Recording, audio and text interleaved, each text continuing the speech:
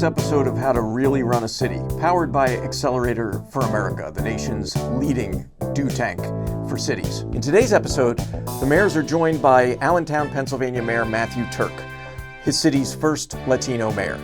He's quite a character. Before we get to the mayor, we'll check in with the stars of our show. Thanks for joining us.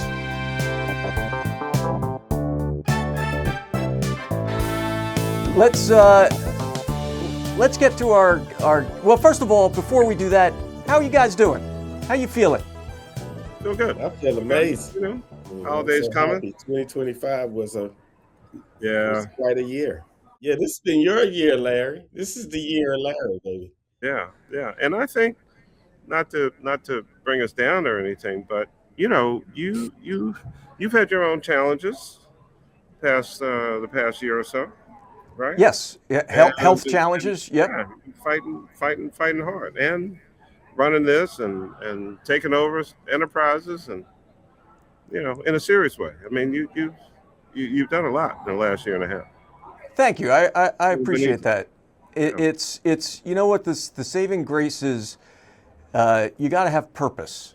You know, it's one thing that I've learned from you guys too. That you stay engaged. You got to have purpose, and that's what I love about this podcast. It's three guys getting together with a guest and talking about how to make things better, and that's good for your soul. You know. Yep. And you were two of the most always said you can't be sitting around waiting for the tea time. Not a good way to live life. That's right. Be out here at it. You know, always at it. Wins the day.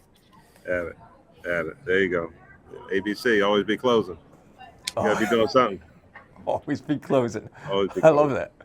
Well, listen, a guy who's deep in it, talk about challenges and running shit. We met him at our Ideas We Should Steal festival in Philly. He came from Allentown. The mayor of Allentown, Matthew Tuerk. This guy's really interesting. A skateboarder, a marathon runner, a punk rocker, a tattooed dude, and someone the first Latino mayor of his city, and someone who is a fanatic about economic development and creating jobs, which we've talked about often on this podcast. So he's turned Allentown into Pennsylvania's third largest and fastest growing city. Let's welcome the mayor of Allentown, Mayor Tuerk. Hey, everybody. Hey, sir. How you doing? Hey, Mayor. Hi, Mayor. Hi there, Mayor. How are you? It's good. It's great to see you. Now, did you share any of that carrot cake with your staff, or was that a personal slice? That is my personal slice, but I bought my staff soup from Soul Soup, which is right next door to my carrot cake connection in the Allentown Farmers Market. But they know we've shared plenty of carrot. We get a cake flight from Madeline Bakery, so it's carrot cake and banana cake and pineapple cake, and it gets distributed. Okay, I understand. Take care of your staff. Yeah. I would bring stuff in. I always made sure to get my slice first. Not because I'm, like that, but if you take that and put it out in the general population, it's gone.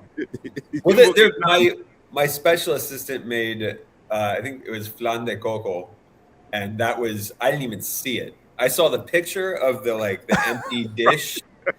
It was here on a Monday. I got in the afternoon, and it was a myth. It was a rumor that it was there, but you got to take care of yourself. You got to fuel yourself. Yeah. Lead a city. Yeah, a nice looking office there, man.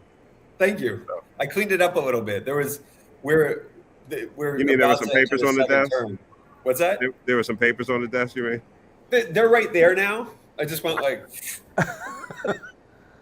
but we have a beautiful office. I'm just honored to be in it. Yeah. Hey, by the way, are you three guys would you regularly bring treats in for the staff? Is that part of leading your staff? Well, the office is a constant treat because you're always being sent something. I mean, we had a restaurant built for our staff in City Hall. So there's always food or something of some kind, some occasion, which is why you see mayors, unlike Mayor Tuerk, typically put on 10 or 15 and get so soft. Somebody's always pushing something in your mouth, trying to get you to eat it. But the flip side of that is, and I don't know about you, Mayor Turk, but I feel pretty sure about Mayor Reed. You know, the one thing that is not on the calendar, that's not on the schedule, is any time to eat. That's Not right. at all. They don't care.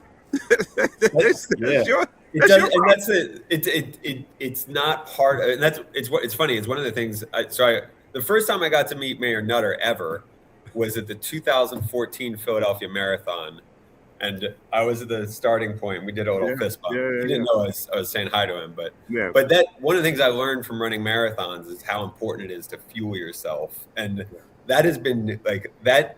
Just finding a minute to eat something somewhere, like you have to have all this food around all the time, or you're just gonna crash out. Like and it's sugar. It's for me as a mayor. Like I know where all the candy is in this building, like every single spot. I know where the paydays are. I know where the Baby Ruth is. I got all my favorite, and everybody knows my favorites. We're going Baby Ruth. Oh. They had in the mayor's office in Atlanta. They have a small little kitchen area right off the mayor's office. Yeah, and so they keep food in there, like to feed you like a dog. So you just keep going, and so. So they don't put time on the schedule for you to actually go and eat like a human. Right. So you open this small door and they like shovel food like a trough. You just reach in and grab something. Doesn't even matter what it is. There you go. We were talking about like some renovations to our 5th floor here, and now like one of our new city council members is an architect, and we're going to talk about maybe we'll have to figure out the trough as part of the renovations that we do up here. I'll see if he's interested in funding it. You should call it the Kasim Reed Memorial Trough. There you go. There you go. Other A, that's what I call Allentown. I love your city. I've been there many times. I call it the other A. Listen, we're A-Town. I have an A-Town representing shirt that I wear around, and people sometimes think I'm from Atlanta, but I'm gonna tell Usher that the A is for Allentown. That's right. We're the original Allentown, A-Town. Yeah. It's not all bright lights and big city some days, Larry. Some days it really is like, can I get some food? Yeah, right. People don't know that. People don't understand that. Although I imagine that if you told your chief of staff, we got to have a half hour in here for a real lunch, it would find its way out of the schedule. So no. We're on the same schedule, man. It's like look, man. There's like a bar, a granola bar in here somewhere. Like you've got food stashed everywhere. You know where to find it. My favorite. People always want to know what the mayor's favorite restaurant is. My favorite place to eat is the place that is a half block from City Hall, where I can get a slice of pizza for $2.25 fast, right? Yeah. Where I can be out and back in 3 minutes and eat something. Hey, Mayor, is Chuchi Frito still open? Chuchi Frito. Paul, he moved from 7th Street, so that's the best Dominican spot in Allentown. That's a controversial thing for me to say. What are you doing in Allentown? Let me hear the answer. I need to know if Chuchi Frito is open. But this is some real how to run a city shit. They moved to a spot where they're not zoned to fry anything. Yeah. So Chuchi Frito, and frito means fry. Yeah. He can't fry nada. He's in a spot where he has to like air fry stuff. So my mom actually wanted me to. The last time I went there, she wanted me to pick up some tostones, and he can't make tostones, and so he's like, we're working through some stuff. Yeah, this sounds like something that needs to be solved, because that's the first place I go to. Right. Hey, the pernil is now answer the question. What are you doing so much time in Allentown? Yeah. And by the way, man, Mayor Tuerk, what did you tell your mom? I actually went to another place and got tostones. You got smart man. We're cute. So I'm not Dominican. My family's Cuban, and like for us, the only mariquitas is the other way, but the best way to prepare a plátano is the tostones. You have to have your tostonera, and they got to be fried. You can't mess People around. learn a lot of this podcast. Yeah, but I love that place. So big shout out to Chucha Fritos in podcast land. If I'll you're let 'em in know. Allentown, go. Y'all And also have this wonderful cigar spot around the corner from Bethlehem Hotel. Yes. Good folks in there. APB in Allentown, if you get a Mayor Reed sighting, call it in. Info at thephiladelphiacitizen.org. You never know. I won't who even you talk see about here. my breakfast places in Allentown. They got some really good breakfast diner style places too. Yeah. Yeah. Wow, this is a Chamber of Commerce ad for Allentown. Just That's great. walking through the whole restaurant and hospitality industry. Larry mentioned economic development. This is the thing that is moving Allentown is this small business entrepreneurship, which is driven by Dominican immigrants in a lot of way. Allentown's a majority Latino city, which a lot of people don't realize. The majority of our Latino population are Puerto Rican, and there are no Puerto Rican restaurants in Allentown because all the Dominican entrepreneurship has driven, like the Spanish steam table where you get your pernil and the pollo guisado. And that's all like Dominican guys now. The Dominican guys have bought out all the Puerto Rican guys. That level of entrepreneurship, that is what drives a lot of the growth in our city right now, in our region. How did that happen? And what role did government and you play in that happen? Or did you seize on something you saw happening? And Mayor, let our audience know how long you've Sure. been in office. Yeah, and what's sorry. the part of your agenda. Yeah. I've been in office now for just under 4 years. I'm about to start my second term. I am a career change casualty of COVID. I worked for 12 years in regional economic development, trying to attract big businesses, big job creators to Allentown and the Lehigh Valley. During COVID, as a runner, I had a lot of time to think, and I thought about how much better our city could be with an energized and a leader that brought some vision. So I ran for mayor. I inherited a city that had grown a lot, a city that was this dynamic center. But what I've changed, the approach that I've taken is making sure that particularly our Latino population feels seen and heard and feels like they're part of what we're doing here in the city of Allentown. It's a work in progress. We still have a long way to go, but representation really matters. This is a city that changed radically over 50 years. But the institution itself, the city of Allentown, hadn't changed much at all. We're now kind of, I'm the representation of a lot of that change, and I'm representing the people who are out in the city now and trying to make moves for our city. Mayor, take us through the mechanics of when you were thinking about running and when you decided that you were going to run. Take us behind the scenes and give our listeners a sense of how a person decides that they're going to make the sacrifices and put in the hard work to become a leader of a major American city. So I was actually sitting right there. There was a conference room table. I was working for the Regional Economic Development Corporation, and we had just completed our 5-year strategic plan, and we're presenting it to the mayor at the time. I was the vice president of economic development, and I could see he was listening to us, but he wasn't really listening. What we were telling him about what we needed the city of Allentown to do was just kind of going over his head. He's a sweet guy. I love him.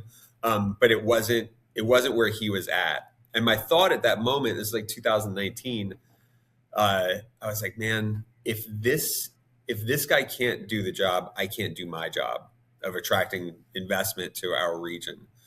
I think I can probably find somebody to replace me at the Economic Development Corporation.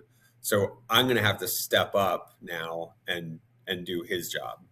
So I challenged an incumbent. I had these big plans, and then COVID happened and everything kind of got waylaid, but it gave me time to really think and really commit to it. And that the work of trying to attract businesses during COVID was just different. We were just trying to keep businesses open in the region. So I had an opportunity to really do some research. I dug in. I'm an Excel spreadsheet nerd.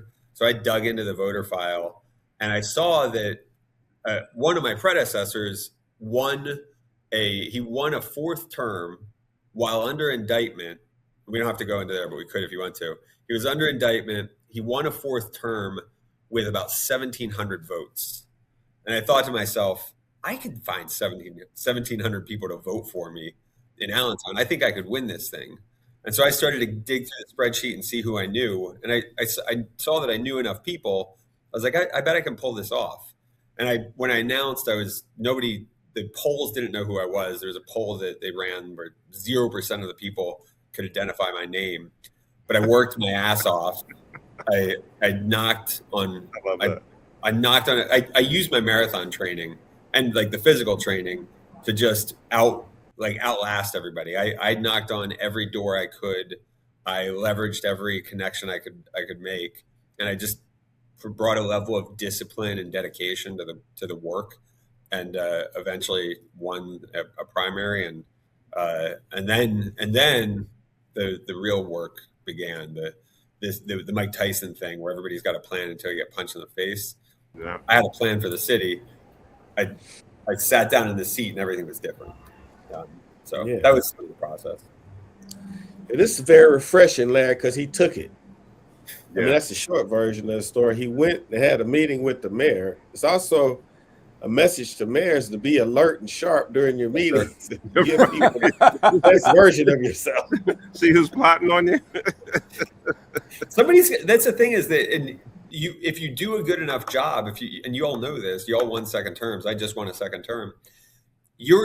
Somebody told me early on that the best way to win re-election is to just do a damn good job, right? Just show up. And I took that seriously. And I made sure that from day one, I never let up the pressure, right? It was that same, just as a marathon runner, you just keep pace. You keep it going. You show up every day. You spend time with people, and make sure that people hear about your results. But that is the best way to win a re-election, is just make sure that you do the good job on day one, and that they want to see you come back.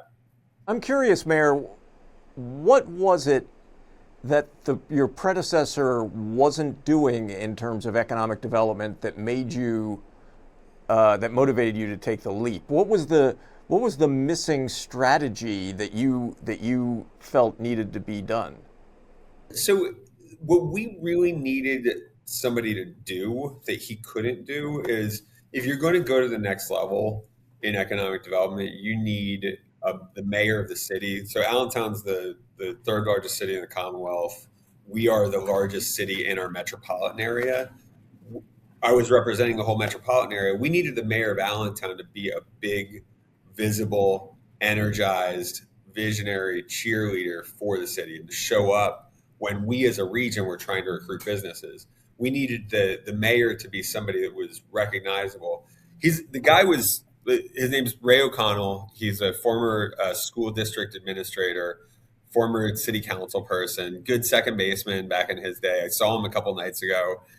Wonderful guy, right? Like, everybody in the city loves him, but he didn't bring that rah-rah energy that I really needed. And that's I am leaning in like crazy. I needed somebody from the economic development perspective. I needed somebody who could show up in the room and really sell the shit out of the place and say, if you want your business to be successful, you need to be in this place. And then the other stuff that I think he was doing a pretty good job of but it happens through your team that you have to feed. They were doing a good job of creating the conditions for success in the city, making sure that permitting is in good shape, that public safety is taken care of and crime is low, making sure that the streets are getting paved and swept and all that stuff. You got to do the blocking and tackling. That part's important, but if you're going to continue to put a region on the map, you have to show up in a really big way, and that's what he didn't look at the job that way. Guys, I think we had a mayor. It might have been Mayor Duggan in Detroit, who one of you asked him how much time he spends on the phone with CEOs trying to recruit them, and it was off the charts. It was I think it was Mayor Duggan who said he sees that as the job, and I think that's part of what you're talking about, right? Yeah, it's For me, I'm on call, right? Like as they need me to, I'm available, and that like that level of availability, the willingness to just say yes and show up where they need you to show up, I think is the key part. Right, like a city like Detroit and a city like Allentown, like those are different stakes. You know, Mayor Duggan, uh, or the city like Philadelphia or Atlanta, like you are working, you're global, you're smaller but global cities.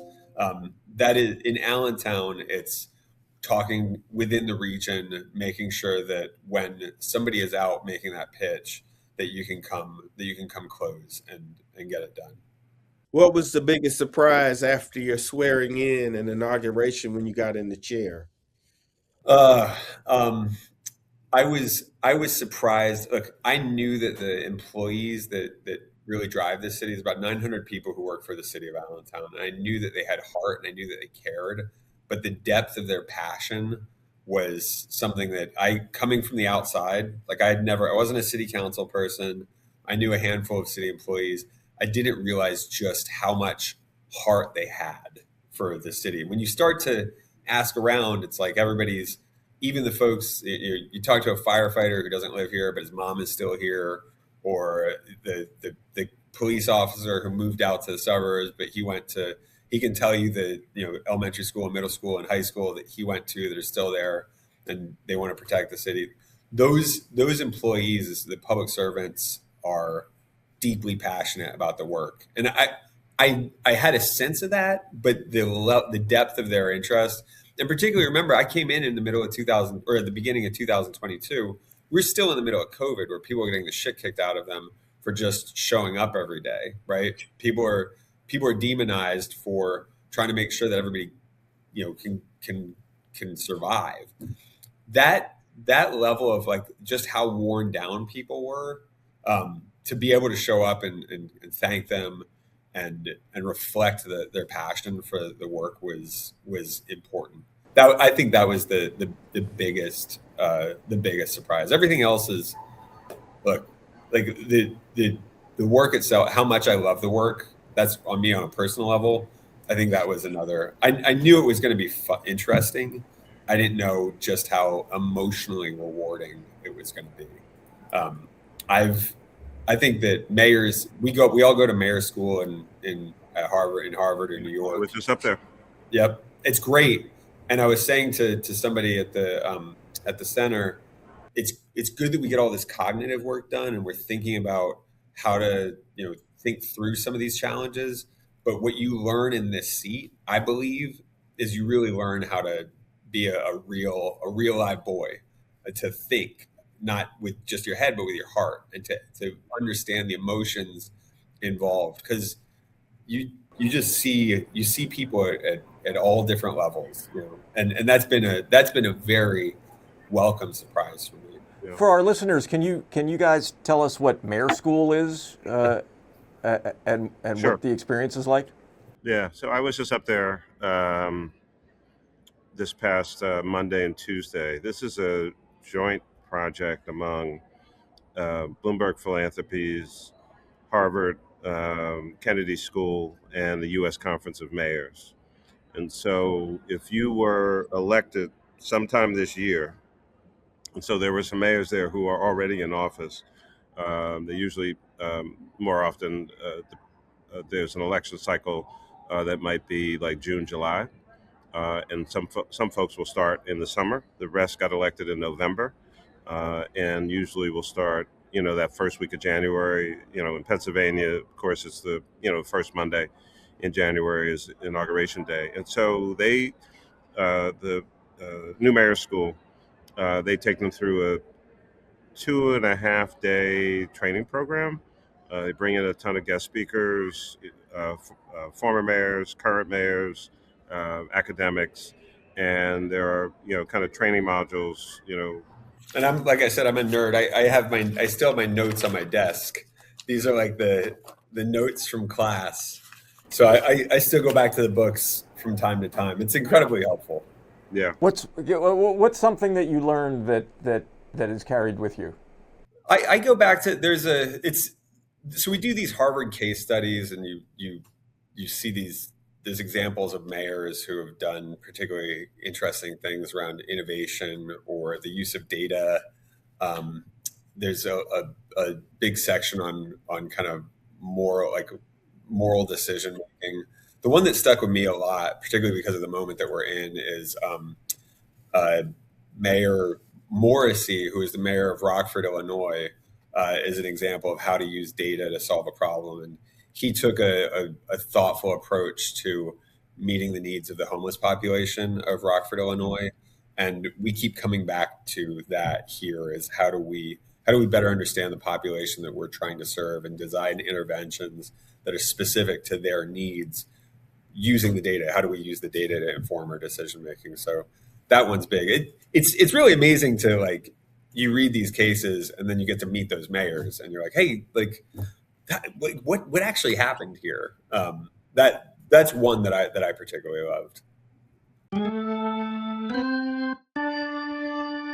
And now, a word from our partner, Accelerator for America. I'm Mary Ellen Wiederwohl, President and CEO of Accelerator for America. Research and data tools, when paired with the right partnerships, funding, and leadership, are a powerful accelerator for action. We saw this play out during our recent Insights into Action cohort hosted in partnership with Opportunity Insights, a nonpartisan, not-for-profit research and policy institute at Harvard. During the cohort, 5 communities were given free access to Opportunity Insights tools, such as Opportunity Atlas, which provides neighborhood-level economic mobility patterns. From this, several patterns emerge from why data matters in strengthening community-driven strategies. Data validates local knowledge. Third-party data affirms the insights of community experts, cross-references other sources, and allows for deeper census tract level analysis of challenges. Data drives greater precision and transparency. Highly localized data moves communities from general awareness to targeted strategies by providing a nuanced breakdown of economic mobility barriers. Localized public dashboards further empower leaders and residents. Data enables narrative and coalition building. Trusted research promotes a common understanding and shared reference points, helping to advance existing efforts, support cross-sector collaboration, and expand stakeholder relationships.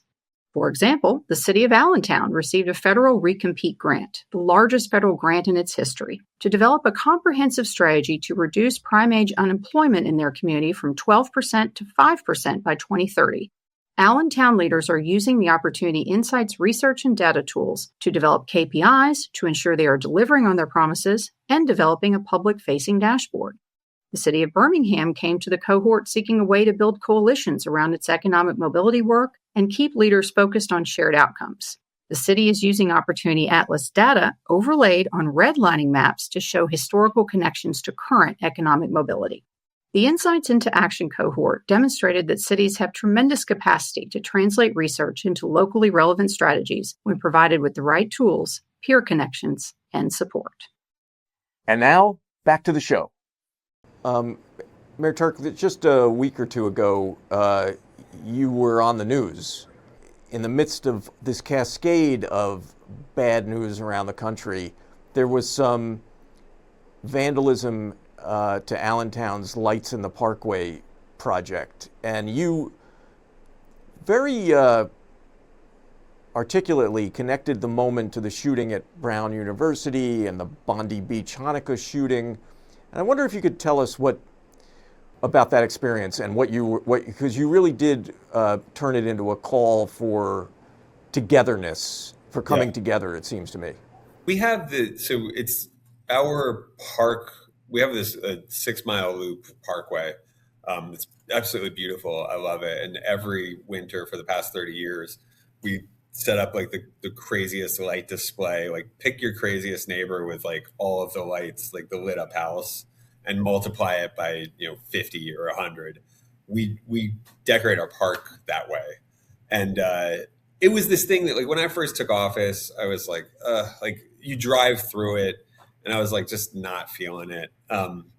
My team like found a solution for me a year later. They're like, what if we on Mondays like let you walk through it or run through it? And that really opened my eyes to like how cool it could be. So it's like this big light display, and it's called Lights in the Parkway, and it's everybody's favorite kind of Christmas celebration.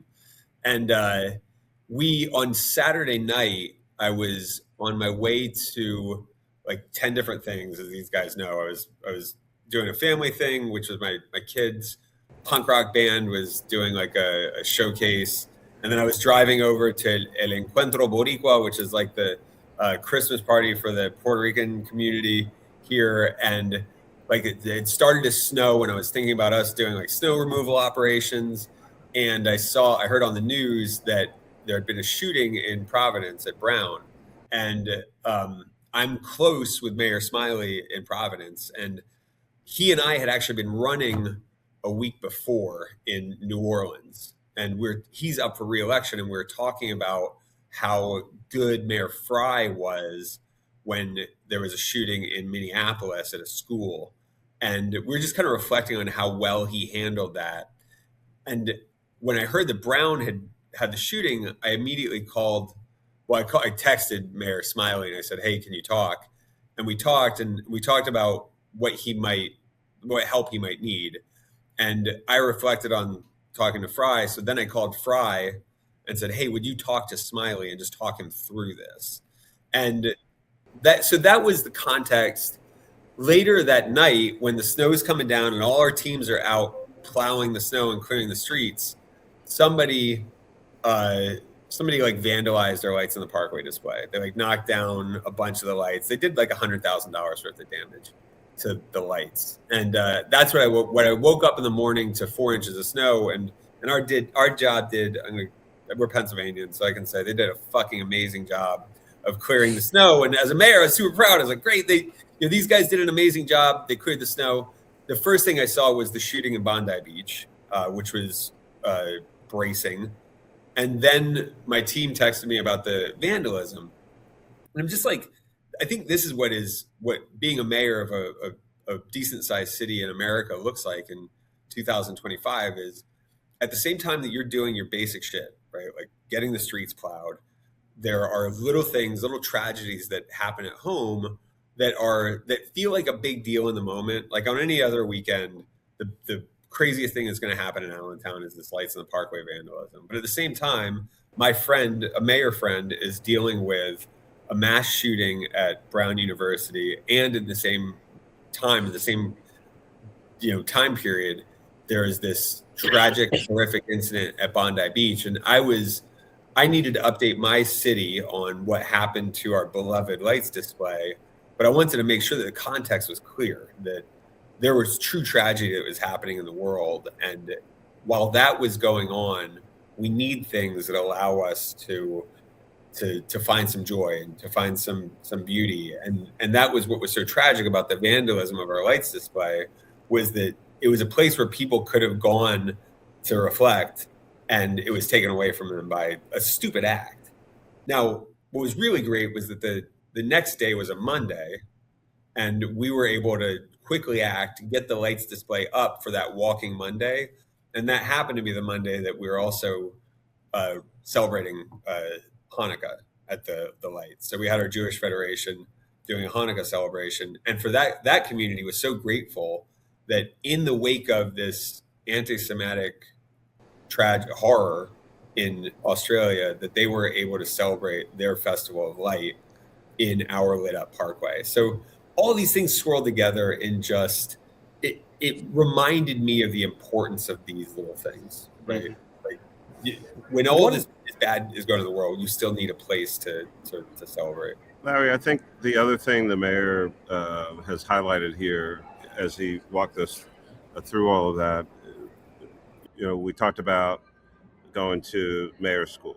I made reference to the U.S. Conference of Mayors, or Bloomberg Philanthropies, and Bloomberg Harvard City Leadership Initiative, and the Center for Cities, and all of this. Whether you're in one of those, our partner Accelerator for America. Yes, the relationship between and among mayors, whether you know one or not, and I know Mayor Reed would agree with this. If later on today, any mayor, I would suggest not even just in the United States, but if any mayor anywhere called one of us, we're immediately taking that call.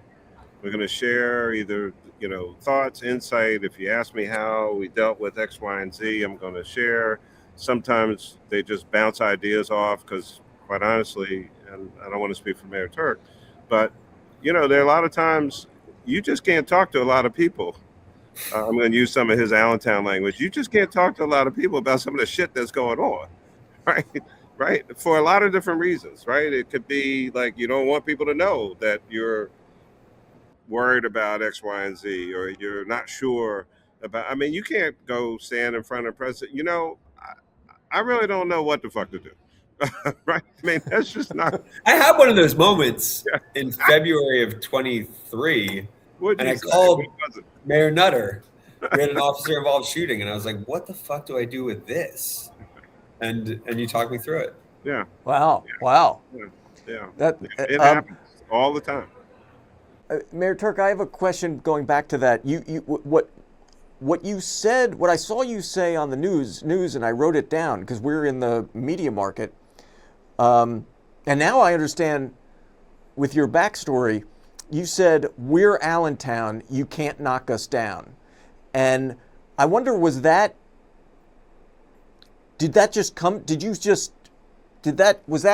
extemporaneous, or did you plan this call to some bigger spirit in your community?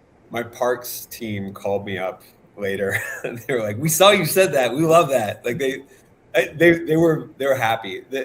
That is, I think a lot about, like, you spend a lot of time as mayor thinking about like what defines your city. And it's easier to do in a place like Philadelphia or Atlanta that do have big national, big brands, right? Like City of Brotherly Love, like Atlanta. Like, we know these places for what they are.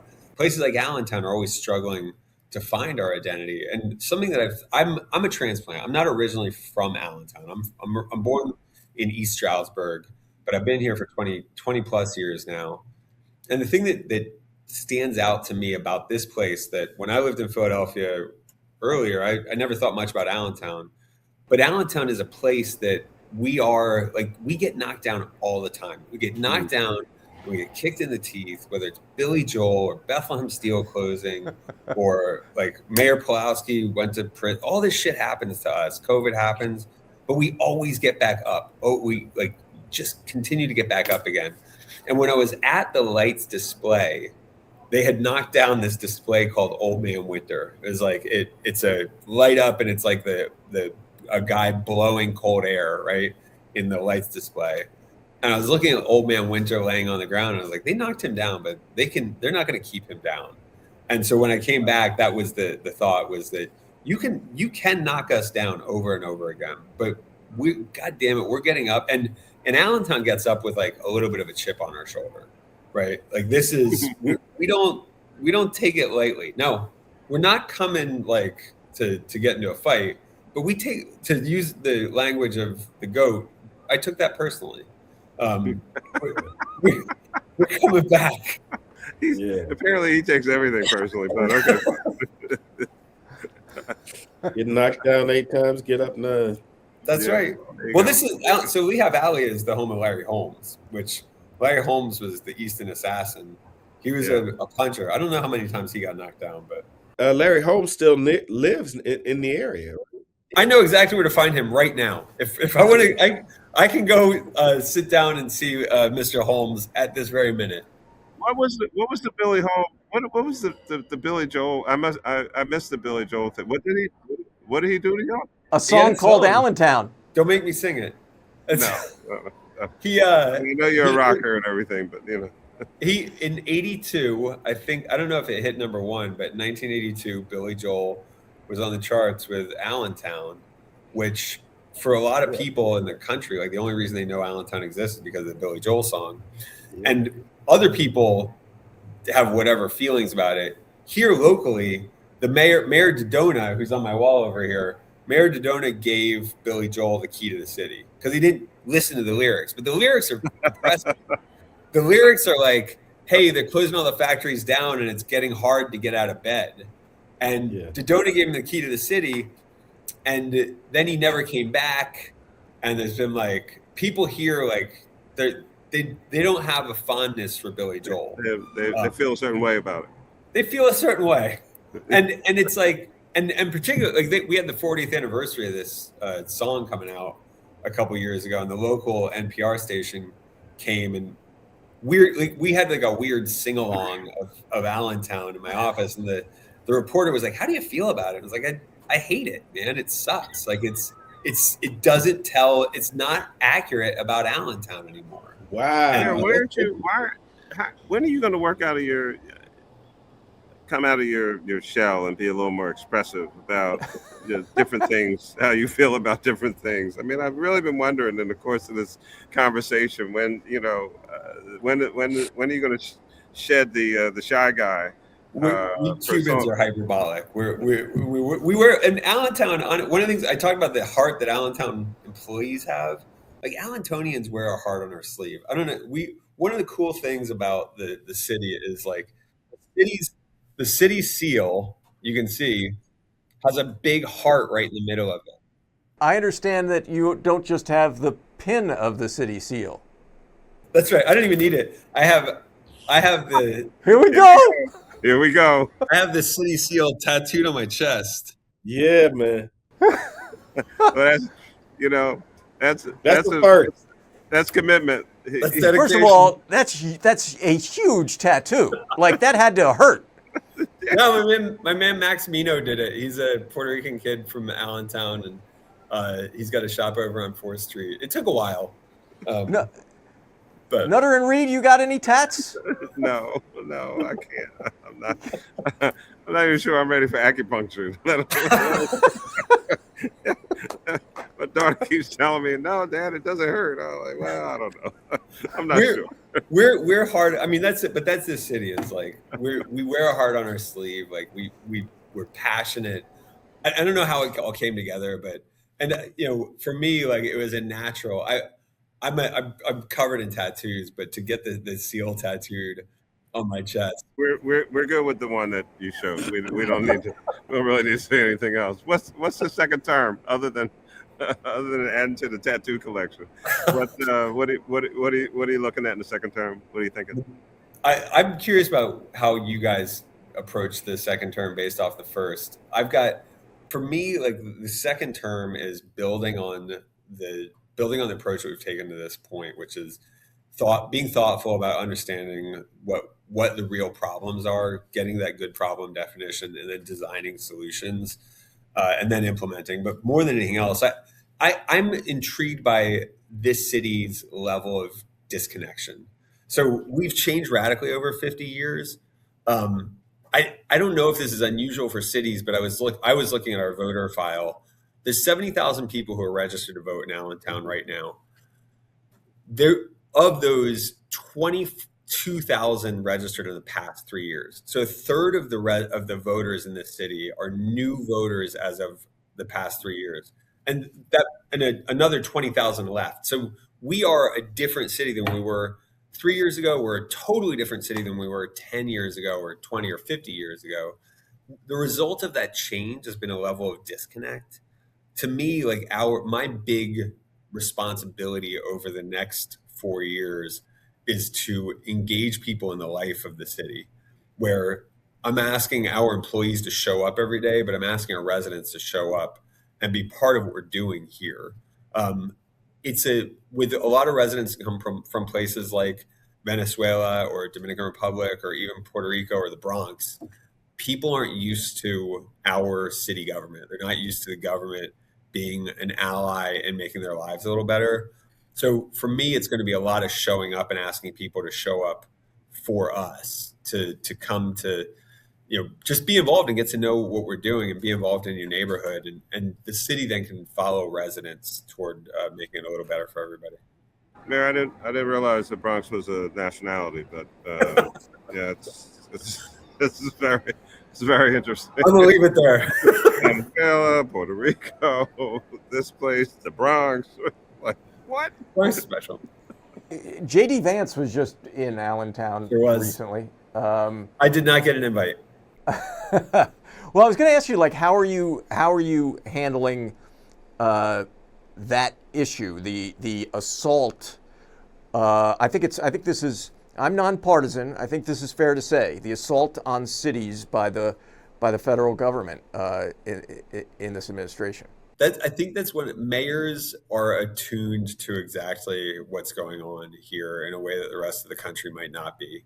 When everything that this administration has done has been like a poke in the eye of cities, whether it's deploying the National Guard to Los Angeles or the most recent statement around their NOFO, the Notice of Funds of Funding Opportunities around homelessness through HUD, Housing and Urban Development. It's been a assault on cities and kind of testing the waters to see how much worse they can make it for us. What I want is a federal government that's actually helping us, is engaged in giving us the tools we need as cities to improve outcomes for our residents. What I'll take is a government that is at least not fucking with us.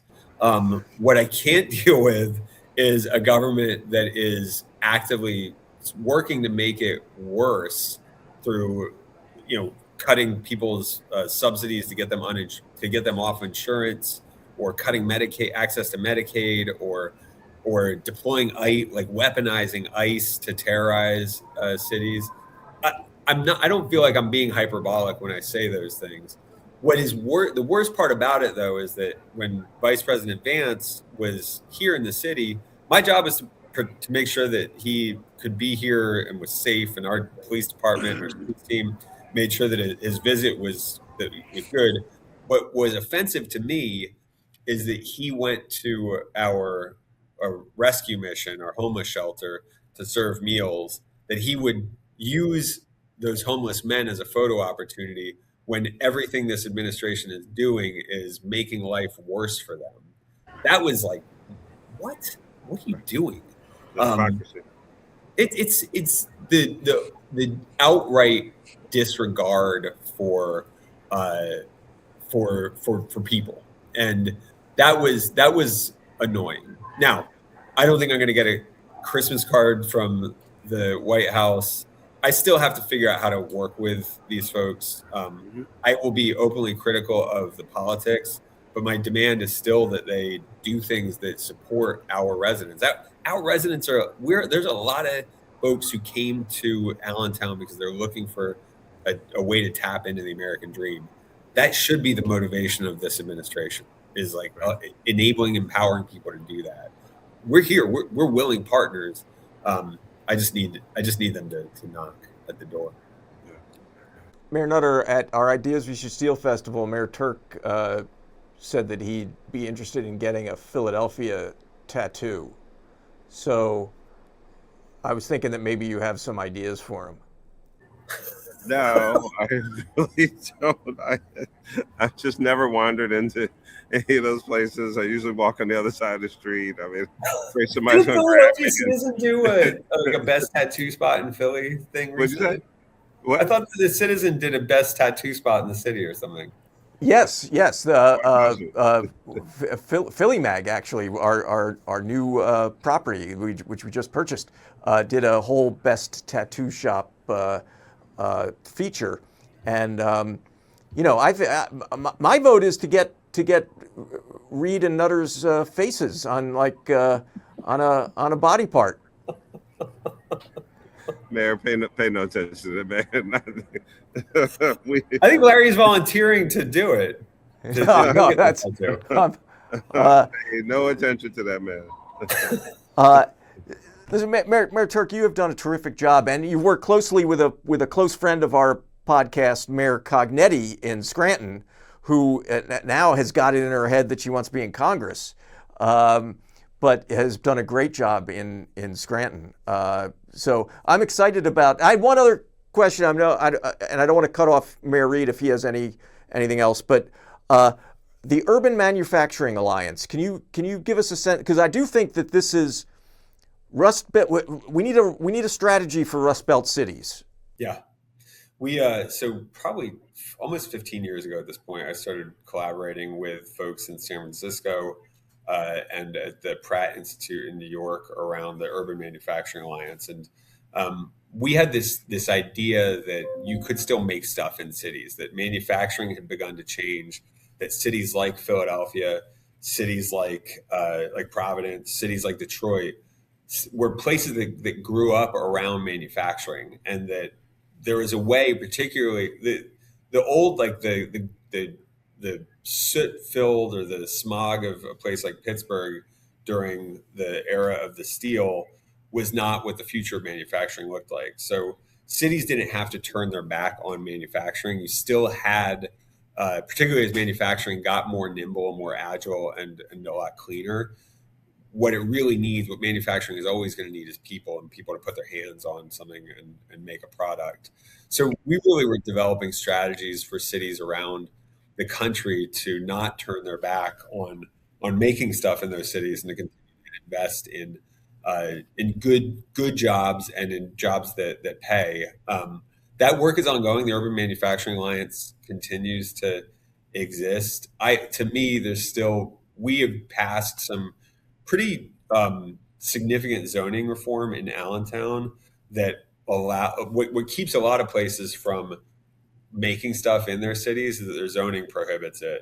We just passed new zoning here in Allentown that'll take effect in January, that is much more flexible about the what you do in a place, as long as it looks more like this. It's this form-based code. As long as it still looks like our roads, there's ways to make things in those places under a new zoning. And I think what those Rust Belt cities that I don't know if you'd put us in that Rust Belt category, but those places that did lose a lot of population, because they lost their manufacturing, they have an opportunity to embrace a new manufacturing. And what's interesting, this is where the industrial policy of the Trump administration, the tariff is harmful to American manufacturing, but the commitment to reshoring, to bringing production back onto America's shores, there's an opportunity for this administration, if they can figure out a way to work with cities to do some of that manufacturing in our dense urban environments.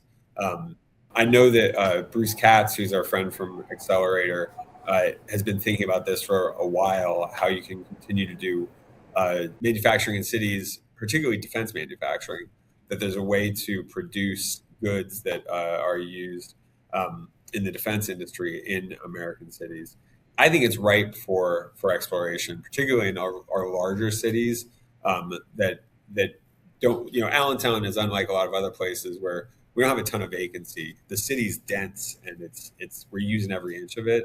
But in some cities where you've had large parts of residential areas that are no longer populated, you can do some interesting things with smaller footprint manufacturing. And finally, Mayor Reed, did you have any final observation or question? Yeah, I just wanted your sense of the biggest shift that occurred since you walked in that office and met a good man that you decided to replace. The shift has been, so I have this reputation for showing up everywhere. There's people who say, like, the grass doesn't grow under your feet. Like, you're at a high school basketball game, you're at the church service when you're not running, and it's always like the not running for election, right? Like, I'm just everywhere all the time. That has been the shift for our city, is that every kid in the city knows that the mayor is on their team, that they'll see me in the neighborhoods that they don't expect to see me. They'll see me playing basketball at the park or at the skate park hanging out. They'll see me at the punk. Like, I was at the Dead Kennedy show, and then I was at the Janet Jackson show. Like, they see me everywhere. And that has, for the city to have like a mayor that they can rally behind and say, like, that's our dude, like, that's él es mi alcalde, that changes things a lot, right? And that's saving the soul of the city a little bit. And I think we have more to go, but for that place that's been knocked down and keeps getting up again, like, I want us to stay up now, right? And I want us to be able to take that punch and not get knocked down. but to just keep going. And that's going to take, that's more than me. That's all of us working towards something bigger. That's been the biggest thing, and particularly on the Spanish speaking thing. When somebody walks into City Hall right now, so I'm going out. I'm knocking on doors in Allentown. I won re-election a month ago, but I'm still knocking on doors. I knock on the door of every new homeowner in Allentown, new single family home. I'll knock on your door, say hello, congratulations on your new home, welcome to Allentown. And Wow. some of them are from the Dominican Republic. I mean, Mayor, you don't like cook them a meal or something, or take out their trash, or I mean, like what the hell kind of operation are you running? I got the carrot cake for them. I'll show you the carrot cake. You think knocking on the door is enough? I mean, damn. Well, but for their first interaction with the city to not be like a ticket for putting their trash out too early, or like scratching their head about when they're paying their taxes.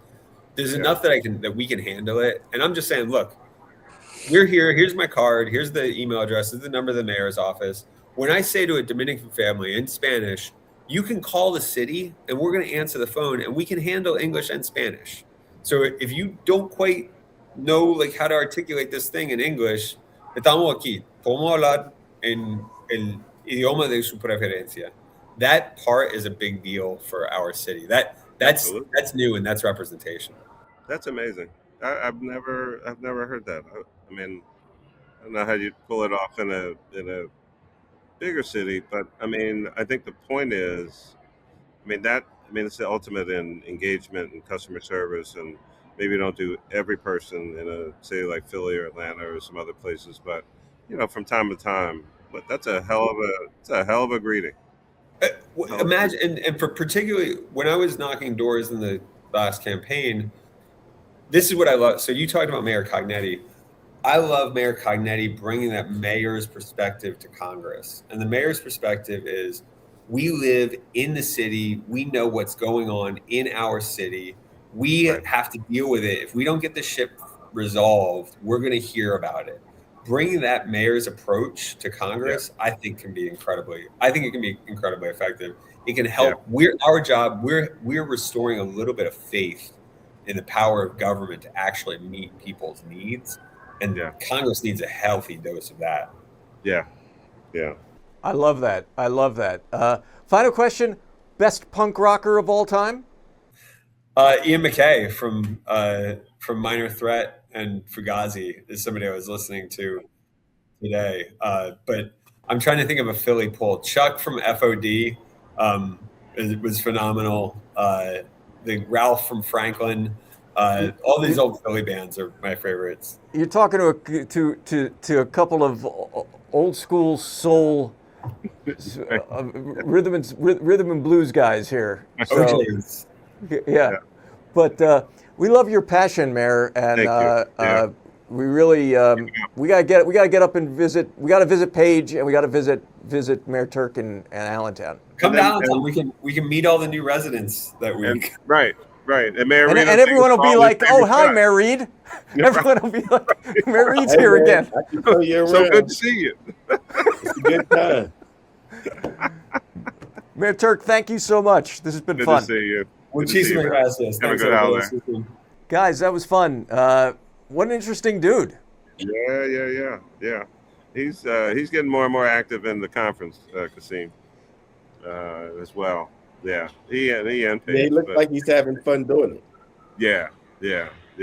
So look, I got a technology question. The last time we were on, I'm looking, and I'm seeing there's a reflection in my glasses. Now I have anti-glare glasses on, which helps, when I'm on TV. But I'm seeing the blue light popping in my glasses, right? And I said to myself, Larry doesn't have it, Kasim doesn't have it. And then later on, I was like, well, Kasim doesn't have it because he doesn't have fucking glasses on. That's why he doesn't have it. But Larry, you don't have it. What do you got over there? Well, I'm in a studio, right. So they do the lighting. You could meet me here, and we could set you up in one of the, and then we could go out for. No, I got offices downtown. I'm not trying to do that. It's just you got to go hang out with El Jefe, baby. That's what he just said. He said, if you come to where I am, I'll set you up. That's right. Kiss the ring. You'll have Lay it all all the things. out. You know, you have your own spot. All right, guys, we'll see you. Have a good one. All right.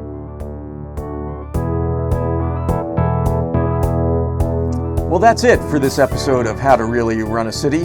Thanks for joining us. Subscribe wherever you get your podcasts and tell your friends about us. We really want to widen the conversation because by 2050, something like 2/3 of the world will live in cities. As cities go, so goes the nation, and so goes the world. For now, thanks for listening, and we'll see you next time.